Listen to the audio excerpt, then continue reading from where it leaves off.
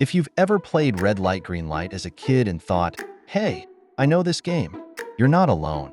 The freeze and move concept is ancient, transcending cultures, languages, and centuries. But how did this childhood pastime evolve into Squid Game's iconic Mugunghwa showdown, complete with a terrifying, oversized doll? Buckle up. This story's got history, resistance, and just a dash of existential dread. Long before playgrounds, ancient children likely played motion and freeze games that mimicked real-life skills. Hunting, military training, and even farming required stealth, quick reactions, and focus. These games weren't just for fun. They taught discipline, patience, and precision. So whether you chanted A-I-O-U, 1, 2, 3, freeze, or red light, green light, you were unknowingly participating in an ancient tradition shared across countless cultures. The rules? Freeze or lose. In Squid Game, though, the stakes? Let's just say they were deadlier. The creepy doll's chilling chant, Mugunghwa Kakai Payat Sumnada, the Mugunghwa flower has bloomed, isn't just dramatic, it's layered with history and resistance. During Japan's occupation of Korea, 1910 to 1945, the Japanese brought their version. The freeze and move game evolved into Daruma-san Jie Karanda. The Daruma doll fell over. But Koreans, under oppression, weren't about to play by the colonizers' rules. They gave it a patriotic twist, swapping the Daruma doll for the Mugunghwa, Korea's national flower. Why the Mugunghwa?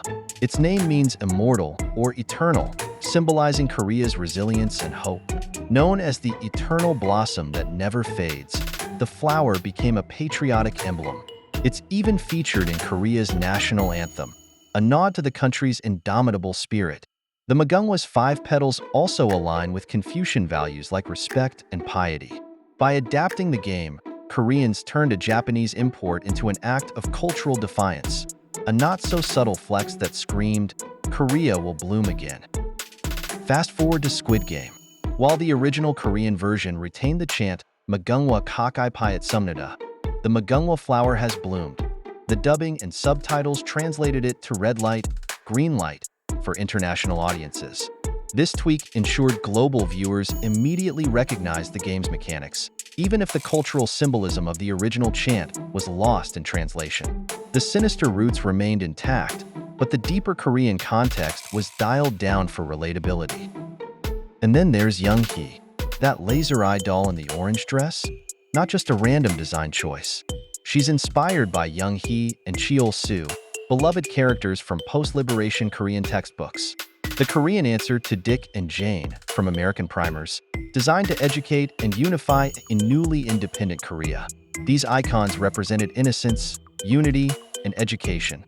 Values Korea leaned on to rebuild its identity after decades of occupation. In Squid Game, though, Young-hee's unblinking stare and "fail you die" attitude reimagined her as the ultimate teacher's watching nightmare. But make no mistake, this isn't just about a childhood pastime. It's about cultural resistance, adaptability, and turning something simple into something powerful. The Mugunghwa game wasn't just play. It was defiance wrapped in innocence, carrying with it layers of meaning. And now, it's an international sensation, reminding us all that even the most innocent-seeming things can have the darkest roots. So next time you see Young-hee's unblinking stare, remember, she's not just watching you.